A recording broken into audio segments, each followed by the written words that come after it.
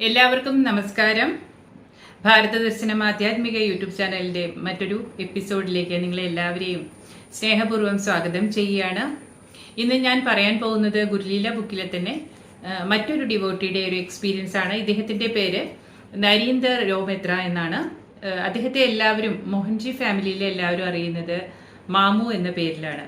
അതാണ് അദ്ദേഹത്തിന്റെ യഥാർത്ഥ പേര് പലർക്കും അറിയില്ല. കാരണം മാമു എന്നുള്ള വിളി എല്ലാവർക്കും അത്ര സുപരിചിതമായി കഴിഞ്ഞിരിക്കുന്നു. മാമുവിനെ പറ്റി ഓർക്കുമ്പോൾ എനിക്ക് വളരെ രസകരമായ ഒരു ഓർമ്മയുള്ളത്, ഈ കഴിഞ്ഞ മഹാകുംഭമേളയ്ക്ക് എല്ലാവരും പോയിട്ടുണ്ടായിരുന്നു. 30 പേരടങ്ങുന്ന ഒരു സംഘമായിട്ട് ഞങ്ങൾ അവിടെ മോഹൻജി വില്ലേജിൽ പോയിട്ടുണ്ടായിരുന്നു. അപ്പോൾ അവിടെ ചെന്നത് ഒരു ദിവസമാണെങ്കിൽ അതിൻ്റെ പിറ്റേ ദിവസം രാവിലെ ബ്രേക്ക്ഫാസ്റ്റിന് മോഹൻജിയുടെ കൂടെ കൂടാനുള്ള ഒരു പ്രിവിലേജ് എനിക്ക് കിട്ടി. മോഹൻജി ബ്രേക്ക്ഫാസ്റ്റിന് എന്നെ വിളിച്ചിട്ടുണ്ടായിരുന്നു. അപ്പോൾ ഞാൻ അവിടെ ചെല്ലുമ്പോൾ അധികം പൊക്കമൊന്നുമില്ലാത്ത വളരെ പ്ലസന്റ് ആയിട്ടുള്ള, എനിക്ക് മാമുവിനെ പറ്റി ആദ്യം കണ്ടപ്പോൾ തോന്നിയത് അദ്ദേഹം ഭയങ്കര ഹാപ്പി ആയിട്ടിരിക്കുന്നതായിട്ട് എനിക്ക് തോന്നി. അപ്പോൾ മോഹൻജി ഉണ്ട്, അദ്ദേഹം ഉണ്ട്, മോഹൻജിയുടെ അമ്മയുണ്ട് കൂടെ. അപ്പോൾ മാമുവിനെ എനിക്ക് അതിന് മുമ്പ് ഞാൻ കണ്ടിട്ടില്ല.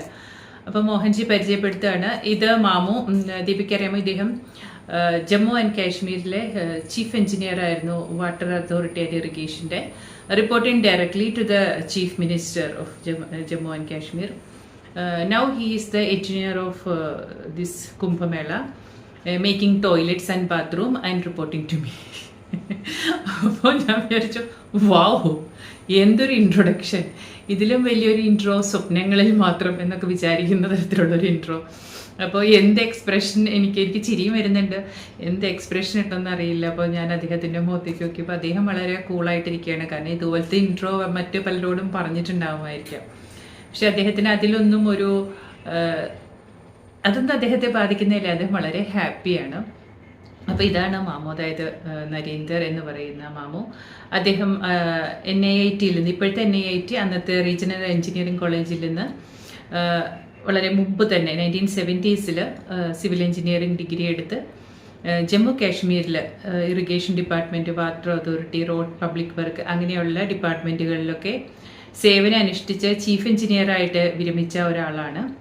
അപ്പോൾ അദ്ദേഹം എങ്ങനെയാണ് മോഹൻജിയിലേക്ക് എത്തിയത് എന്നുള്ള ഒരു കാര്യത്തിൻ്റെ ഇൻട്രൊഡക്ഷനാണ് ഇപ്പോൾ ഞാൻ പറഞ്ഞത്. അതായത് ഈഗോയിൽ നിന്ന് ഈഗോലെസ്നെസ്സിലേക്ക്, പിന്നെന്താ പറയുക, അൺകോൺഷ്യസ് ആയിട്ടുള്ള ലൈഫിൽ നിന്ന് കോൺഷ്യസ് ആയിട്ടുള്ള ലൈഫിലേക്ക്, ഇതൊക്കെയാണ് ഒരാൾ ഗുരുവിലേക്ക് എത്തുമ്പോൾ ഉള്ള ആ ഒരു ട്രാൻസ്ഫർമേഷൻ. അതിലൂടെ തന്നെയാണ് നമ്മൾ യഥാർത്ഥ ഗുരുവിലേക്ക് എത്തിയോ, നമുക്ക് ഗുരുവിനെ മനസ്സിലായോ എന്ന് മെഷർ ചെയ്യാനുള്ള ഒരു മാനദണ്ഡം എന്ന് തോന്നാറുണ്ട്. ഇതിലിപ്പോൾ ഈഗോയുടെ കാര്യം പറഞ്ഞപ്പോൾ ഞാനത് ഒരു കാര്യം കൂടെ, അന്നുണ്ടായ മറ്റൊരു രസകരമായ ഒരു സംഭവം കൂടെ ഇപ്പോൾ ഓർക്കുകയാണ്. ഞാൻ പറഞ്ഞല്ലോ, അവിടെ മോഹൻജി ഉണ്ടായിരുന്നു, മോഹൻജിയുടെ അമ്മയുണ്ടായിരുന്നു, വേറെ 1-2 പേരും കൂടിയൊക്കെ ഉണ്ടായിരുന്നു ബ്രേക്ക്ഫാസ്റ്റിന്. അപ്പോൾ ബ്രേക്ക്ഫാസ്റ്റ് സെർവ് ചെയ്തുന്ന കൂട്ടത്തിൽ യെല്ലോ കളറിൽ ഒരു പുഡിംഗ് പോലെ ഒരു സംഭവം ഉണ്ടായിരുന്നു. ഉപ്പുമാവ് ആണോ എന്ന് വെച്ചാൽ ഉപ്പുമാവല്ല, പക്ഷെ ഉപ്പുമാവ് പോലെ തോന്നുകയും ചെയ്യും. അപ്പോൾ ഈ എണ്ണയുടെയൊക്കെ വ്യത്യാസം കൊണ്ട്, ഇവിടെ ഉപയോഗിക്കുന്ന എണ്ണയല്ലല്ലോ അവിടെ ഉപയോഗിക്കുന്നത്. അപ്പോൾ എനിക്ക് കറക്റ്റായിട്ട് മനസ്സിലായില്ല. അപ്പോൾ ഇതെന്താണെന്ന് ഞാനിങ്ങനെ നോക്കി, ഇത് റവയല്ലല്ലോ എന്ന് പറഞ്ഞു. അപ്പോൾ മോഹൻജിയുടെ അമ്മയും പറഞ്ഞു, അല്ല ഇത് റവയല്ല, ഇത് ഉപ്പുമാവാണ്, പക്ഷേ ഇത് റവ കൊണ്ട് ഉണ്ടാക്കിയേക്കണമൊന്നും അല്ല എന്ന് പറഞ്ഞു. കാരണം ഞാൻ നോക്കിക്കഴിഞ്ഞപ്പം റവയുടേതായ യാതൊരു ടേസ്റ്റും ഇല്ല, പക്ഷെ ഉപ്പുമാവ് പോലെ എന്തോ ഒരു സംഭവമാണെന്ന് മനസ്സിലായി. അപ്പോൾ ഞങ്ങളിങ്ങനെ എല്ലാവരും കൂടെ അങ്ങനെ ഇത് റവയല്ല എന്നുള്ള തീരുമാനത്തിൽ അവിടെയുള്ളവരെല്ലാം എത്തിയപ്പോൾ മോഹൻജി ഉറപ്പിച്ച് പറഞ്ഞു, അല്ല ഇത് റവ തന്നെയാണ്. അപ്പോൾ ഞാൻ മോഹൻജിയുടെ അമ്മയെ ഒന്ന് നോക്കി. ഞാൻ വിചാരിച്ചു മോഹൻജിക്ക് അടുക്കള കാര്യത്തിലൊന്നും അത്ര പരിചയം വരാൻ വഴിയില്ല. മോഹൻജിയുടെ അമ്മ പറഞ്ഞല്ലോ ഇത് റവയല്ലെന്ന്. അപ്പോൾ ഞാനിങ്ങനെ പറഞ്ഞു, അല്ല ഇത് റവയല്ല എന്ന് തോന്നുന്നു എന്ന് ഞാൻ മോഹൻജിയോട് തർക്കിച്ചു.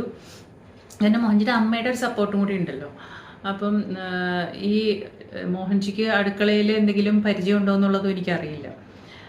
എനിക്ക് അറിഞ്ഞിട്ടില്ല ഞാൻ ഇതുവരെ, ഇനി അങ്ങനെ വല്ലതും ഉണ്ടോ എന്നും അറിയില്ല. അപ്പം ഞാൻ ആ സമയത്ത് ആ ഒരു ഫ്രണ്ട്ലി ഫ്രീക്വൻസിയിലാണ് നിൽക്കുന്നത്, ഗുരുവായിട്ടല്ല ആ സമയത്ത് ഞാൻ തർക്കിക്കുന്നത്, അല്ല ഇത് റവയല്ലായിരുന്നു. ആ കാര്യം മറന്നുപോയി. പിന്നെ മറ്റുള്ള കാര്യങ്ങളൊക്കെ സംസാരിച്ചുകൊണ്ടിരിക്കുമ്പോഴാണ് അല്ല ദേവദാസ് അങ്ങോട്ടേക്ക് കയറി വന്നത്. അവരാണ് ബ്രേക്ക്ഫാസ്റ്റ് മോഹൻജിക്ക് ഉണ്ടാക്കിയിരുന്നത്. അപ്പോൾ മോഹൻജി അവരോട് ചോദിച്ചു, ഇതെന്ത് വെച്ചിട്ടാണ് ഈ ഒരു ഉപ്പുമാവ് ഉണ്ടാക്കിയിരിക്കുന്നത്. അപ്പം അപ്പോൾ മറുപടി പറഞ്ഞു, ഇത് റവ വെച്ച് തന്നെയാണ് ഉണ്ടാക്കിയിരിക്കുന്നത്, റവ നല്ലപോലെ വറുത്തു, അപ്പോൾ വേറെ എന്തോ ഒരു എണ്ണയാണ് യൂസ് ചെയ്തിരിക്കുന്നത്. അപ്പോൾ ശരിക്കും ഞാൻ മോഹൻജിയുടെ അമ്മയുടെ മുഖത്തേക്ക് നോക്കി. കാരണം ആ ഒരു സമയത്തും നമ്മൾ ഒരു എന്താ ഫ്രണ്ടായിട്ട് കാണുമ്പോഴാണ് ഈ കുഴപ്പം, അല്ലെങ്കിൽ നമ്മൾ അത് അക്സെപ്റ്റ് ചെയ്യും. ഇത് റവ വെച്ചിട്ടാണ് ഉണ്ടാക്കിയേക്കെന്ന് പറഞ്ഞാൽ റവ വെച്ചിട്ട് തന്നെ. പക്ഷെ ചില സമയത്ത് ഈ പറഞ്ഞ മാതിരി ആ ഫ്രണ്ട് എന്നുള്ള മോഡ് കയറി വരുമ്പോൾ ഇങ്ങനത്തെ മണ്ടത്തരങ്ങളൊക്കെ പറ്റാറുണ്ട്. പക്ഷെ പലപ്പോഴും ഞാനത് കോൺഷ്യസ് ആയിട്ട് ഗുരു മാത്രമാണ് എന്ന് വിചാരിക്കുന്ന സമയത്ത് അതിൽ ഒരു കൃത്രിമത്വം വന്ന് കയറാറുണ്ട്. ഒരിക്കൽ ഞാൻ ഇതുപോലെ മോഹൻജിയോട് പറഞ്ഞു, മോഹൻജി ഞാൻ ഈ ഗുരുവായിട്ട് മാത്രമേ കാണുള്ളൂ, ആ ഫ്രണ്ട്ഷിപ്പ് എന്നുള്ള കാര്യം ഞാൻ മാറ്റി വയ്ക്കാൻ പോവാന്ന്. കാരണം മിറാക്കുലസ് ഡേയ്സ് വിത്ത് മോഹൻജി എന്നുള്ള ബുക്ക് വായിച്ചപ്പോൾ എനിക്ക് തോന്നി, ഇത് ഞാൻ ചെയ്യുന്നത് ശരിയല്ല, ഇത്രയധികം പവർഫുൾ ആയിട്ടുള്ളൊരു മാസ്റ്ററെ ഞാൻ ഫ്രണ്ടായിട്ട് കണ്ടാൽ ശരിയാവില്ല എന്ന് പറഞ്ഞാൽ മോഹൻജിയോട് പറഞ്ഞായിരുന്നു. ഞാൻ ഈ മോഹൻജിയെ ഗുരുവായിട്ട് കാണുന്നത്, എനിക്കിത് വായിച്ചിട്ട് ഭയങ്കരമായിട്ട് സങ്കടം വന്നു, അതുകൊണ്ട് ഞാൻ ഒരിക്കലും മോഹൻജിയെ ഒരു ഫ്രണ്ട് എന്നുള്ള നിലയ്ക്ക് ഞാൻ മോഹൻജിയെ അപ്രോച്ച് ചെയ്യില്ല എന്നൊക്കെ പറഞ്ഞു. അപ്പോൾ മോഹൻജിനോട് പറഞ്ഞു ബി നാച്ചുറൽ. അപ്പോൾ അതും പിന്നീട് എനിക്ക് മനസ്സിലായി, ബി നാച്ചുറൽ എന്ന് പറഞ്ഞാൽ എന്തുകൊണ്ടാണ്. കാരണം നാച്ചുറൽ ആവുമ്പോൾ മാത്രമേ നമുക്ക് ആ ശരിയായ ഫ്രീക്വൻസിയിൽ എത്താൻ പറ്റുള്ളൂ. നമ്മൾ കൃത്രിമമായിട്ട് ഒരു ബഹുമാനമോ കാര്യങ്ങളോ ഒന്നും നമുക്ക് ഉണ്ടാക്കാൻ പറ്റില്ല. പല സമയത്തും as A master guidance Mohanji തരും, അപ്പോൾ വളരെ നാച്ചുറലായിട്ട് തന്നെ നമുക്ക് സ്വീകരിക്കാൻ പറ്റും. ഇത് പറഞ്ഞപ്പോൾ വേറൊരു എക്സ്പീരിയൻസ് ഞാൻ ഓർക്കുകയാണ്. ഇതുപോലെ ചില സമയത്തൊക്കെ ഇങ്ങനെ ഞാൻ ഓർക്കും, ഇനി ഗുരുവായിട്ട് മാത്രമേ കാണുള്ളൂ, ഓക്കെ, ഭയങ്കര സീരിയസ് ആയിട്ട് അങ്ങനെയൊക്കെ വിചാരിച്ച് ഞാനൊരു പ്രാവശ്യം അങ്ങനെ തീരുമാനമൊക്കെ എടുത്ത് മോഹൻജിയോട് ചോദിച്ചില്ല. മോഹൻജി ഇതാണല്ലോ ഉത്തരം പറയാൻ പോകണം. അതുകൊണ്ട് ഞാൻ ബാബയോട് പറഞ്ഞു, ബാബ ഞാൻ ഈ ചെയ്യണത് ശരിയല്ല, അതുകൊണ്ട് ഞാൻ ഇനിയിപ്പോൾ ഞാൻ എന്തായാലും മോഹൻജി ഗുരുവായിട്ട് മാത്രമേ കാണുള്ളൂ എന്ന്. അപ്പോൾ നെക്സ്റ്റ് ഒരു എക്സ്പീരിയൻസ് ആണ് എനിക്കൊരു വീഡിയോ ആയിട്ട് വരുന്നത്. എന്താ പറയുക, ഒരു ബാബയുടെ ഒരു ഡിവോട്ടി, അത് കൊച്ചു പയ്യനാണ്. ബാബ അന്ന് ഈശ്വരനായിട്ട് അറിയപ്പെടുന്ന സമയമാണ്. അപ്പോൾ ആ പയ്യൻ ഫ്ലൈയിങ്ങിൻ്റെ ഇടയ്ക്ക് മോട്ടർ വർക്ക് ചെയ്യാതായ ഒരു അവസരമുണ്ട്. അദ്ദേഹം ഗ്ലൈഡിങ് നടത്തുകയാണ്. അപ്പോൾ ബാബയും കാണാനിരിക്കുന്നുണ്ട് ആ ഒരു പ്രദർശനം. അപ്പോൾ ആ സമയത്ത് മോട്ടർ ഓഫായിപ്പോയി, ആകാശത്ത് നിൽക്കുകയാണ്, മോട്ടർ ഓഫായുള്ള അവസ്ഥ അറിയാമല്ലോ. അപ്പോൾ ആ ഒരു സമയത്ത് അദ്ദേഹത്തിന് ഭയമൊന്നും തോന്നിയില്ല, ബാബ കൂടെ ഉണ്ട്. അപ്പം ബാബയോട് ഇങ്ങനെ ചോദിക്കുക, അരേ യാർ തൂനെ ക്യാ കർ ദിയാ, അതായത് ബാബയോട് ഒരു ഫ്രണ്ട്ലി കോൺവെർസേഷൻ ആ സമയത്ത് നടത്തി. കുറച്ച് കഴിഞ്ഞപ്പോൾ തന്നെ നിന്ന് പോയ മോട്ടർ വീണ്ടും ഓണായി. മിറാക്കുലസിൽ പയ്യൻ്റെ രക്ഷപ്പെട്ട ഒരു കഥ. അപ്പോൾ ഞാൻ ഇത് പറഞ്ഞു ഉറപ്പിച്ച ഉടനെ ഈ ഒരു വീഡിയോ വന്നപ്പോൾ ഞാൻ ഫോട്ടോയിലേക്ക് നോക്കിയിട്ടാണ് പറഞ്ഞത്, പിന്നെ വന്ന വീഡിയോ ഇതാണ്. അപ്പോൾ ഞാനിങ്ങനെ ആലോചിച്ചു, അത്രേ വലിയൊരു പൊസിഷനിലിരിക്കുന്ന ബാബയോട് അരേ യാർ എന്ന് ചോദിച്ചപ്പോൾ ബാബ റെസ്പോണ്ട് ചെയ്തു. പിന്നെ ഞാൻ എന്തിനാണ് ഈ അൺനാച്ചുറലായിട്ടുള്ള പരിപാടിക്ക് പോണേന്ന് വിചാരിച്ചിട്ട് ഇപ്പോൾ പക്ഷേ ഞാൻ പലപ്പോഴും മോഹൻജിയോട് ആ ഒരു ഗുരു എന്നുള്ള രീതിയിൽ മാത്രമാണ് ഇടപെടാറ്. കാരണം എന്താണെന്ന് വെച്ച് കഴിഞ്ഞാൽ ഞാനും കുറേ മെച്ചുവേർഡായി. എന്താ പറയുക, മോഹൻജിക്കും അറിയാം ഇപ്പോൾ ഞാൻ വളരെ കുറച്ച് മാത്രമേ ഫിസിക്കൽ ലെവലിൽ ഞാൻ കമ്മ്യൂണിക്കേഷൻ നടത്താറുള്ളൂ. അത്ര അത്യാവശ്യമുള്ള സമയത്ത് കൺഫ്യൂഷൻ തീർക്കാൻ മാത്രമേ, അല്ലാത്തപ്പോഴൊക്കെ മെറ്റാഫിസിക്കലായിട്ട് ഗുരുവിൻ്റെ ഒരു അനുഗ്രഹം കിട്ടാറുണ്ട്. അപ്പോൾ ഇതിൽ മാമുവിൻ്റെ എക്സ്പീരിയൻസിലേക്ക് നമുക്ക് വരാം. അദ്ദേഹം ഇതുപോലെ വളരെ നല്ല രീതിയിൽ പ്രവർത്തിച്ചു വരികയായിരുന്നു. അദ്ദേഹത്തിന് ഈശ്വരന്മാരിൽ വിശ്വാസം ഉണ്ടോ എന്ന് വെച്ചാൽ ഉണ്ട്, പക്ഷെ ഗുരുക്കന്മാരിൽ വിശ്വാസം ഇല്ലായിരുന്നു. ഗായത്രി മന്ത്രം ഒഴിച്ച് ഒരു മന്ത്രവും തനിക്ക് അറിയില്ലായിരുന്നു. ഒരു സാധാരണ ഭൗതികമായ തലത്തിൽ മാത്രമുള്ളൊരു ജീവിതമായിരുന്നു. അദ്ദേഹം തന്നെ പറയുന്നു, എനിക്ക് ഈഗോ വളരെ കൂടുതലായിരുന്നു. നന്നായിട്ട് സംസാരിച്ച് മറ്റുള്ളവരെ തൻ്റെ വ്യൂ പോയിന്റിലേക്ക് കൊണ്ടുവരാനായിട്ട് തനിക്ക് ഭയങ്കര കഴിവായിരുന്നു. അതുകൊണ്ട് തന്നെ ഒരു ഗുരുക്കന്മാരിലേക്ക് ഞാൻ പോകാറില്ല, ഭയങ്കരമായിട്ടുള്ള ഭക്തിയൊന്നുമില്ല. പക്ഷെ ഒരുപാട് ക്യൂരിയോസിറ്റി എനിക്കുണ്ടായിരുന്നു ലൈഫിൽ എന്താണെന്ന്. കുറേ ക്വസ്റ്റ്യൻസ് എനിക്കുണ്ടായിരുന്നു, മൈൻഡിൽ നിന്നുള്ള കുറേ ക്വസ്റ്റ്യൻസ് ഉണ്ടായിരുന്നു. അതല്ലാതെ എനിക്ക് സ്പിരിച്വാലിറ്റി ആയിട്ട് യാതൊരു ബന്ധവും ഇല്ലായിരുന്നു എന്ന് അദ്ദേഹം വളരെ സത്യസന്ധമായിട്ടാണ് എഴുതിയിട്ടുള്ളത്. അങ്ങനെ ഇരിക്കുമ്പോഴാണ് സുമിത് പ്രതാപ് ഗുപ്ത, കഴിഞ്ഞ വീഡിയോയിൽ പറഞ്ഞ സുമിത്ത് തന്നെ, ആ സുമിത്തിൻ്റെ അമ്മാവനാണ് ഈ നരീന്ദർ. അപ്പോൾ അദ്ദേഹം സുമിത്ത് അവിടെ ഒരു ജമ്മുവിൽ സുമിത്തിൻ്റെ വീട്ടിൽ വെച്ചിട്ട് ഒരു സത്സംഗം നടക്കുന്നുണ്ട്, ഒരു ഗുരു വരുന്നുണ്ടോ എന്ന് ചോദിച്ചു. അപ്പോൾ അങ്ങനെയാണ് ഈ മാമു ആദ്യമായിട്ട് മോഹൻജിയെ കാണുന്നത്. അപ്പോൾ അദ്ദേഹം പറഞ്ഞു, മോഹൻജിയെ കണ്ടപ്പോൾ തന്നെ 2011 കാണുന്നത്. കണ്ടപ്പോൾ തന്നെ ഒരുപാട് വർഷത്തെ പരിചയമുള്ള ഒരാളെ കണ്ടതുപോലെയാണ് അദ്ദേഹത്തിന് തോന്നിയത് എന്ന്. അപ്പോൾ അത് പലർക്കും ഉണ്ടാവുന്ന ഒരു അനുഭവമാണ്, ഒരുപാട് നാളത്തെ പരിചയമുള്ള ഒരാളെ കാണുന്നത് പോലെ. അപ്പോൾ അദ്ദേഹം മോഹൻജിയെ കണ്ടപ്പോൾ കുറേ ക്വസ്റ്റ്യൻസ് ചോദിച്ചു. പർപ്പസ് ഓഫ് ലൈഫ്, എന്തുകൊണ്ടാണ് നല്ലത് ചെയ്യുന്നവർക്കും ദുരിതം വരുന്നത്, അങ്ങനെ ഒരു 100ഓളം ചോദ്യങ്ങൾ ആ ഒരു റിട്രീറ്റിൻ്റെ ഇടയ്ക്ക്, അതായത് ആ സത്സംഗോ റിട്രീറ്റ് ആയിരുന്നു, അദ്ദേഹം മോഹൻജിയോട് ചോദിച്ചു. മോഹൻജി അതിനെല്ലാം വളരെ പേഷ്യൻ്റായിട്ട് സമാധാനത്തോടു കൂടി എല്ലാത്തിനും ഉത്തരം പറഞ്ഞു. അവസാനം അദ്ദേഹത്തിന് ചോദിക്കാൻ ചോദ്യങ്ങൾ ബാക്കിയില്ലാത്ത ഒരവസ്ഥയിലേക്ക് വന്നു. അപ്പോൾ അതൊരു മൈൻഡ് ഗെയിം ആയിരുന്നു എന്ന് അദ്ദേഹം തന്നെ കൺഫസ് ചെയ്യുന്നുണ്ട്. കാരണം മൈൻഡിൻ്റെ ചോദ്യങ്ങളായിരുന്നു അത്, ഹാർട്ടിൽ നിന്നുള്ള ചോദ്യങ്ങളല്ല. പക്ഷേ ആ മൈൻഡിന് ചോദ്യങ്ങൾ സാറ്റിസ്ഫൈ ചെയ്യുന്ന രീതിയിലുള്ള ഉത്തരങ്ങൾ മോഹൻജി പറഞ്ഞപ്പോൾ അദ്ദേഹത്തിന് മോഹൻജിയിൽ ഒരു വിശ്വാസം വന്നു. അപ്പോൾ ഇദ്ദേഹത്തിൻ്റെ ചോദ്യങ്ങൾക്കെല്ലാം ഉത്തരം കിട്ടിയത്, അതായത് സയൻറ്റിഫിക്കലായിട്ട് തന്നെ അതിന് ഉത്തരം കിട്ടിയതുകൊണ്ട്, അദ്ദേഹത്തിൻ്റെ ആ ഒരു സയൻസ് ബാക്ക്ഗ്രൗണ്ട് ഉള്ളതുകൊണ്ട് സയൻറ്റിഫിക് ആയിട്ടുള്ള ഉത്തരം കിട്ടിയപ്പോഴാണ് അദ്ദേഹം സാറ്റിസ്ഫൈഡ് ആയത്. ഈ ഒരു റിട്രീറ്റ് കഴിഞ്ഞു. ഈ 3 ദിവസത്തെ റിട്രീറ്റ് കഴിഞ്ഞ് അദ്ദേഹം മോഹൻജി തിരികെ പോവുകയാണ് ഡൽഹിയിലേക്ക്. അപ്പോൾ തിരികെ മോഹൻജി ഡൽഹിയിലേക്ക് പോകാനായിട്ടിരിക്കുമ്പോൾ എയർപോർട്ടിലെത്തിയപ്പോൾ മോഹൻജി എയർപോർട്ട് ഓഫീസിൽ ചെന്ന് എയർലൈൻ സ്റ്റാഫിനോട് എന്തോ സംസാരിച്ചുകൊണ്ടിരിക്കുമ്പോൾ ഇദ്ദേഹം മനസ്സിൽ പ്രാർത്ഥിച്ചു, ലോഞ്ചിലിരുന്നിട്ട് മോഹൻജി സംസാരിക്കുകയാണെങ്കിൽ ഞങ്ങൾക്ക് എല്ലാവർക്കും കേൾക്കാമായിരുന്നുവല്ലോ എന്ന്. ആ ഒരു നിമിഷം തന്നെ മോഹൻജി തലതിരിച്ച് അദ്ദേഹത്തെ നോക്കിയിട്ട് പറഞ്ഞു, അപ്പോൾ നമുക്ക് ലോഞ്ചിലേക്ക് പോവാം, സംസാരിക്കാമെന്ന്. അപ്പോൾ അദ്ദേഹത്തിന് മനസ്സിലായി തൻ്റെ ആ ചിന്തകൾ മോഹൻജി അക്നോളജ് ചെയ്തതാണ്. അതേപോലെ തന്നെ അദ്ദേഹം പറയുന്നു, പോകാൻ നേരത്ത് മോഹൻജി ചിലരെയൊക്കെ ഹഗ് ചെയ്ത് അവരോട് യാത്ര പറയുന്നുണ്ട്. അപ്പോൾ ഇദ്ദേഹം പുറകിൽ നിന്നിട്ട് അപ്പോഴും ആ മൈൻഡ് ഗെയിം കൊണ്ട് ചോദിക്കാൻ പറ്റുന്നില്ല, മനസ്സിൽ ചിന്തിച്ചു മോഹൻജി എന്നെ ഒന്ന് ഹഗ് ചെയ്തിരുന്നെങ്കിൽ എന്ന് അദ്ദേഹം ആഗ്രഹിച്ചു. ആ ഒരു നിമിഷം മോഹൻജി അദ്ദേഹത്തെ വിളിച്ച് അദ്ദേഹത്തെ ഹഗ് ചെയ്തു. ഹഗ് ചെയ്യുകയും അവിടെ നിന്ന് പോവുകയും ചെയ്തു. അപ്പോൾ ഇതിനു മുമ്പുണ്ടായ രാത്രിയിൽ, ആ ഒരു റിട്രീറ്റ് കഴിഞ്ഞ രാത്രിയിൽ അദ്ദേഹത്തിന് ഒരു എക്സ്പീരിയൻസ് അദ്ദേഹം പറയുന്നുണ്ട്. അദ്ദേഹം രാത്രി കിടന്നുറങ്ങിയപ്പോൾ ഉറക്കത്തിൽ അദ്ദേഹം പെട്ടെന്ന് ഉണർന്നു. കണ്ണുകൾ തുറക്കാൻ പറ്റുന്നില്ല, കാലുകൾ മൂവ് ചെയ്യാനും പറ്റുന്നില്ല. എവിടെ നിന്നോ ഈ അമ്പലമണികളുടെ ശബ്ദം വളരെ ക്ലിയർ ആയിട്ട് കേൾക്കുന്നുണ്ട്. ആ ഒരു ശബ്ദം അദ്ദേഹത്തിന് മുമ്പ് കേട്ടിട്ടില്ല. അപ്പോൾ അദ്ദേഹത്തിൻ്റെ ഒരു ഇന്നർ വിഷൻ വരികയാണ്. ശേഷനാഗത്തെ അദ്ദേഹം കാണുകയാണ്. അനേകം തലകളുള്ള ശേഷനാഗവും ഒരുപാട് കളേഴ്സും. ഇതിനു മുമ്പ് അദ്ദേഹത്തിന് അങ്ങനെ ഒരു വിഷൻ കിട്ടിയിട്ടില്ല. ഈ ശേഷനാഗത്തിൻ്റെ മുൻപിലായിട്ട് മോഹൻജിയുടെ മുഖം കാണുകയാണ്. അതായത് മഹാവിഷ്ണുവിൻ്റെ പുറകിലായിട്ട് നമ്മൾ ശേഷനാഗത്തെ എങ്ങനെ കാണുന്നു അതേപോലെ മോഹൻജിയുടെ ഒരു വിഷൻ അദ്ദേഹത്തിന് കിട്ടുകയാണ്. അത് വളരെ ക്ലിയർ ആയിരുന്നു. അദ്ദേഹം വളരെ അവേക്കായിരുന്നു, അതായത് ഉറക്കത്തിലല്ല, പക്ഷെ അദ്ദേഹത്തിന് കാലുകൾ അനക്കാനോ കണ്ണുകൾ തുറക്കാനോ പറ്റാത്തൊരവസ്ഥയിലായിരുന്നു, പാരലൈസ്ഡ് ആയി പോയ പോലെ. അപ്പോൾ പിറ്റേ ദിവസം അദ്ദേഹം മോഹൻജിയോട് ചോദിച്ചു, താങ്കൾ എൻ്റെ വീട്ടിൽ വന്നിരുന്നു എന്ന് വെച്ചപ്പോൾ മോഹൻജി അത് അക്നോളജ് ചെയ്യുന്ന രീതിയിൽ ഒന്ന് ചിരിക്കുകയാണ് ഉണ്ടായത്. അത് കഴിഞ്ഞിട്ടാണ് ഈ എയർപോർട്ടിലെ സംഭവം ഉണ്ടായത്. എയർപോർട്ടിൽ നിന്ന് തിരിച്ച് അദ്ദേഹം വീട്ടിലെത്തിക്കഴിഞ്ഞപ്പോൾ വളരെ സ്ട്രേഞ്ച് ആയിട്ടുള്ള ചില കാര്യങ്ങൾ സംഭവിച്ചു. അദ്ദേഹത്തിൻ്റെ ഒരു വശം പാരലൈസ് ആയി പോയ പോലെ തന്നെ അദ്ദേഹത്തിന് വളരെ ബുദ്ധിമുട്ട്, ഒരു സ്ഥലത്ത് നിന്ന് വേറൊരു സ്ഥലത്തേക്ക് നടക്കാൻ പറ്റുന്നില്ല, ശരീരഭാഗങ്ങൾ വിചാരിക്കുന്നത് പോലെ മൂവ് ചെയ്യാൻ പറ്റുന്നില്ല. പാരലൈസ്ഡ് ആയിപ്പോയോ എന്ന് അദ്ദേഹം ഭയപ്പെട്ടു. അദ്ദേഹം കിടക്കയിൽ പോയി കിടന്നു. രാവിലെ മുതൽ വൈകിട്ട് വരെ ആ ഒരു കിടപ്പ് അദ്ദേഹം കിടന്നു. അതിനുശേഷം അദ്ദേഹം സുമിത്തിനെ വിളിച്ച് തൻ്റെ ഈ ഒരു അവസ്ഥയെ പറ്റി പറഞ്ഞു.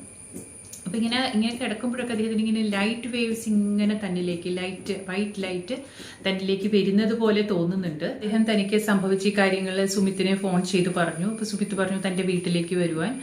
അപ്പോൾ വീട്ടിൽ ചെന്നു. അദ്ദേഹം കാര്യങ്ങൾ പറഞ്ഞപ്പോൾ അവിടെ ഉണ്ടായിരുന്നവരും സമാധാനിപ്പിച്ചു. ഇത് സാധാരണഗതിയിൽ ഉണ്ടാവുന്നതാണ്, മോഹൻജി ഇത് ഹഗ് ചെയ്തതുകൊണ്ട് സംഭവിച്ചിരിക്കുന്ന ഒരുപാട് ബ്ലോക്കുകൾ ഉണ്ടായിരുന്നു.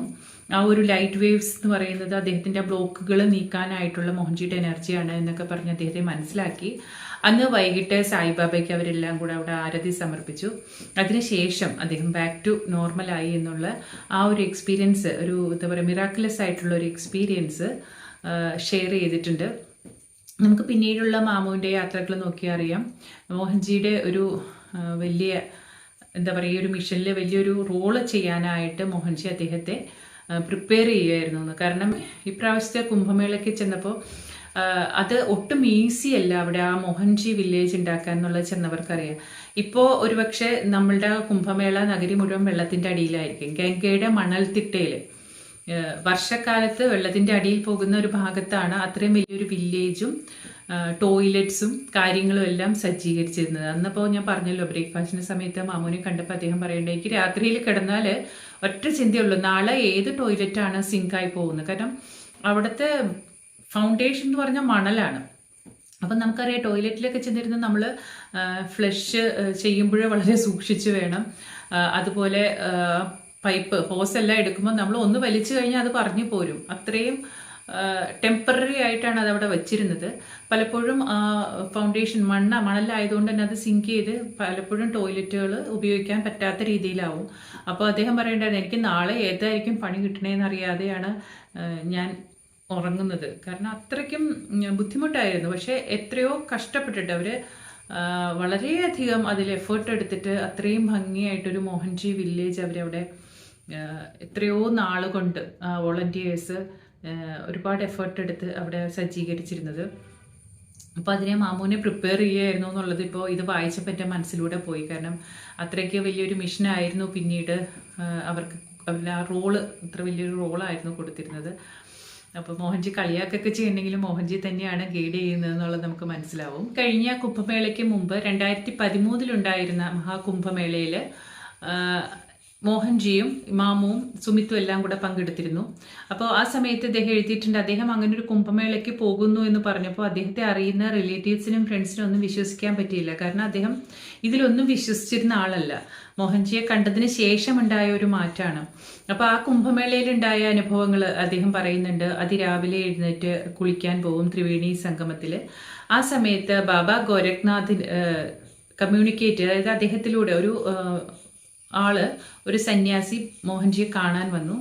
അയാളിലൂടെ ബാബ ഗോരഖ്നാഥ് കമ്മ്യൂണിക്കേറ്റ് ചെയ്യുമായിരുന്നു. ബാബ ഗോരഖ്നാഥ് എന്ന് പറഞ്ഞാൽ നിങ്ങൾക്ക് അറിയാമായിരിക്കും, നാഥ് ട്രഡീഷനിലെ ഏറ്റവും പവർഫുൾ ആയിട്ടുള്ള ഒരു മാസ്റ്ററാണ്. അപ്പോൾ ബാബ ഗോരഖ്നാഥ് ഡയറക്റ്റ് പറഞ്ഞതനുസരിച്ചിട്ടാണ് ആ ഒരു സാധു മോഹൻജിയെ കാണാൻ വന്നത്. അദ്ദേഹം മോഹൻജിക്ക് ശക്തിപാത് കൊടുക്കാനായിട്ട് ആഗ്രഹിച്ചിരുന്നു. അപ്പോൾ ആ സമയത്ത് മോഹൻജിയുടെ തേർഡ് ഐയിൽ അദ്ദേഹം സ്പർശിച്ച സമയത്ത് അദ്ദേഹം ഒരു ട്രാൻസിലേക്ക്, അതായത് ഒരു ബ്ലിസ് സ്റ്റേറ്റിലേക്ക് അദ്ദേഹം പോവുകയും അദ്ദേഹത്തിലൂടെ ബാബ ഗോരഖ്നാഥ് സംസാരിക്കാൻ തുടങ്ങുകയും ചെയ്തു. ഇതിനെല്ലാം മാമു സാക്ഷിയാണ്. പിന്നെ അതിൽ തന്നെ അദ്ദേഹം പറയുന്നുണ്ട്, അവിടെ നിന്ന് അവർ അയോധ്യയിലേക്ക് പോയി.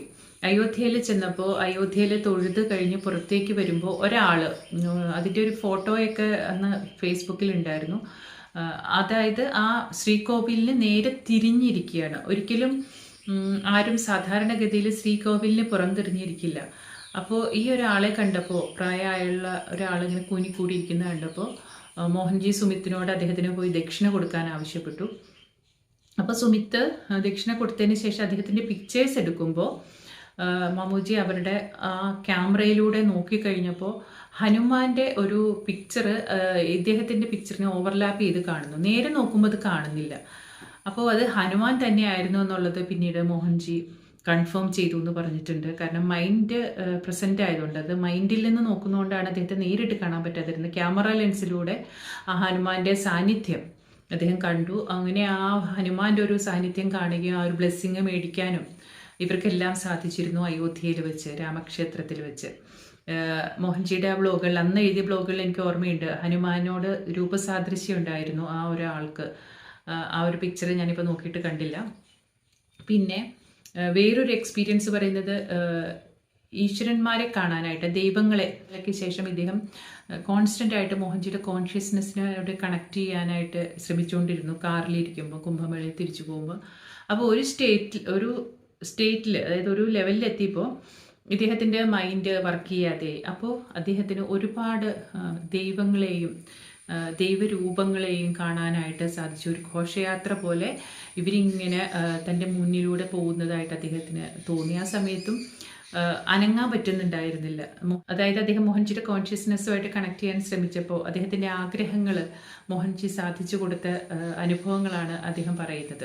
പിന്നീട് മാമു അദ്ദേഹം മോഹൻജിയുടെ കൂടെ വൃന്ദാവൻ റിട്രീറ്റിലും വയനാട് റിട്രീറ്റിലും എല്ലാം പങ്കെടുത്ത അനുഭവവും അദ്ദേഹത്തിന് യോഗ പഠിച്ച അനുഭവം എല്ലാം പറയുന്നുണ്ട്. അപ്പോൾ മോഹൻജിയുടെ ആ കോൺഷ്യസ്നെസ് എന്താണ് എന്ന് അറിയാൻ ആഗ്രഹിച്ച അദ്ദേഹത്തിന് പല സ്ഥലത്തും വെച്ച് തൻ്റെ കോൺഷ്യസ്നെസ്സിലേക്ക് മോഹൻജി ആക്സസ് കൊടുത്തു. അപ്പോൾ കംപ്ലീറ്റ്ലി തൻ്റെ മൈൻഡ് ഇല്ലാതെയാവുകയും ആ മോഹൻജിയുടെ കോൺഷ്യസ്നെസ്സിൽ ലയിച്ച് ആ ഒരു ബ്ലിസ് അനുഭവിക്കാൻ സാധിച്ചു എന്നും പറയുന്നുണ്ട്. വൃന്ദാവൻ റിട്രീറ്റിൽ വെച്ച് ലോർഡ് കൃഷ്ണയുടെയും, അതായത് ഭഗവാൻ കൃഷ്ണൻ്റെയും ശിവൻ്റെയും ദർശനം തനിക്ക് ലഭിച്ചതിനെക്കുറിച്ചും ആ ഒരു ബ്ലിസ് സ്റ്റേറ്റിലേക്ക് തന്നെ മോഹൻജി എത്തിച്ചതിനെ പറ്റിയും അദ്ദേഹം വളരെ ഭംഗിയായിട്ട് പറയുന്നുണ്ട്. അതേപോലെ തന്നെ വയനാട് റിട്രീറ്റിൽ വെച്ചും അദ്ദേഹം മോഹൻജിയുടെ ആ ഒരു കോൺഷ്യസ്നെസ്സിലേക്ക് എത്തിപ്പെട്ടതിനെ പറ്റിയും മോഹൻജിയുടെ ആ ഒരു കൃപ കൊണ്ട് തന്നെ മിനിറ്റുകൾക്കുള്ളിൽ ആ ഒരു ബ്ലിസ് എന്ന് പറയുന്ന ആ ഒരു സ്റ്റേറ്റ് എന്താണെന്ന് അനുഭവിക്കാൻ സാധിച്ചതിനെ പറ്റിയും, അതായത് ഒരൊറ്റ സെക്കൻഡ് കൊണ്ട് എങ്ങനെയാണ് ഋഷിവര്യന്മാർ തങ്ങളുടെ കോൺഷ്യസ്നെസ് ലെവലിലേക്ക് തൻ്റെ ശിഷ്യന്മാരെ എത്തിക്കുന്നത് എന്ന് തനിക്ക് മോഹൻജി അനുഭവത്തിലൂടെ കാണിച്ചു തന്നു എന്ന് അദ്ദേഹം പറയുന്നുണ്ട്. അങ്ങനെ അദ്ദേഹം തൻ്റെ ഒരു ലേഖനം അവസാനിപ്പിക്കുന്നത് തനിക്ക് വന്ന മാറ്റങ്ങളെ കുറിച്ചിട്ടാണ്. അത് തന്നെയാണ് യഥാർത്ഥത്തിൽ തനിക്ക് എന്ത് ഇന്നർ ട്രാൻസ്ഫർമേഷൻ ഉണ്ടാകുന്നു എന്നാണ് ഓരോ ശിഷ്യരും പരിശോധിക്കേണ്ടത്. അത് തന്നെയാണ് നമ്മൾ ഗുരുവിൻ്റെ അടുത്ത് യഥാർത്ഥത്തിൽ ഗുരുവായിട്ട് കണക്റ്റ് ആയോ എന്നറിയാനുള്ള ഒരു മാർഗം. അതിൽ അദ്ദേഹം പറയുന്ന ഒരു പ്രധാന കാര്യം, തനിക്ക് നോൺ വെജ് ഇല്ലാതെ കഴിക്കാനേ പറ്റില്ലായിരുന്നു, ഭക്ഷണം കഴിക്കാനേ പറ്റില്ലായിരുന്നു. അത്രയ്ക്കധികം നോൺ വെജ് കഴിച്ചിരുന്ന ഒരാൾ ആരും നിർബന്ധിക്കാതെ തന്നെ മറ്റ് ജീവികളോടുള്ള ആ ഒരു സ്നേഹം കൊണ്ട് അവർക്കും ജീവിക്കാൻ അർഹതയുണ്ട് എന്നുള്ളൊരു അവയർനെസ് കൊണ്ട് നോൺ വെജ് ഉപേക്ഷിച്ചു. ഇപ്പോൾ പ്യുവർ വെജിറ്റേറിയനായി. പിന്നെ തൻ്റെ ദേഷ്യം കുറഞ്ഞു, എന്തെങ്കിലുമൊക്കെ പ്രൂവ് ചെയ്യാനുള്ള ആഗ്രഹം കുറഞ്ഞു. താൻ എന്തെങ്കിലുമൊക്കെ ആണെന്ന് മറ്റുള്ളവരെ കാണിക്കാനാണല്ലോ നമ്മുടെ ഈഗോ വർക്ക് ചെയ്യുന്നത്. ആ ഈഗോ ഇല്ലാതെയായി, ദേഷ്യം കുറഞ്ഞു, അവെയർനെസ് ലെവൽ കൂടി. അങ്ങനെ അദ്ദേഹം തനിക്ക് വന്ന മാറ്റങ്ങളെല്ലാം പോയിന്റ് ബൈ പോയിന്റ് ആയിട്ട് വിശദീകരിച്ചിട്ടുണ്ട്. അപ്പോൾ ഈ ഒരു അനുഭവം വായിക്കുമ്പോൾ പലർക്കും അത് നമുക്ക് ഒരു മാതൃകയാക്കാവുന്നതാണ്. കാരണം എനിക്കും അന്ന് അദ്ദേഹത്തെ കണ്ടപ്പോൾ തോന്നിയ ഈഗോലെസ്നെസ്, ആ മൈൻഡിൻ്റെ ആബ്സെൻസ്, അത് വളരെ പ്രകടമായിരുന്നു. അദ്ദേഹം സർവ്വതും മോഹൻജിയിൽ സമർപ്പിച്ചിട്ടാണ് ആ ഒരു കുംഭമേള നഗരിക്കൊക്കെ അതിൻ്റെ ഒരു കൺസ്ട്രക്ഷൻ എല്ലാം നേതൃത്വം കൊടുത്തതെന്നുള്ളത് നമുക്കെല്ലാവർക്കും അറിയാം. അപ്പോൾ ഇങ്ങനെയുള്ള ഡിവോട്ടീസിൻ്റെ എക്സ്പീരിയൻസ് ഒക്കെ കാണുന്നതും കേൾക്കുന്നതും ഒക്കെ ഒരു സന്തോഷമുള്ളൊരു കാര്യമാണ്. ഇനി മറ്റൊരു എക്സ്പീരിയൻസുമായിട്ട് പിന്നീട് വരുന്നത് വരെ ഏവർക്കും നന്ദി, നമസ്കാരം.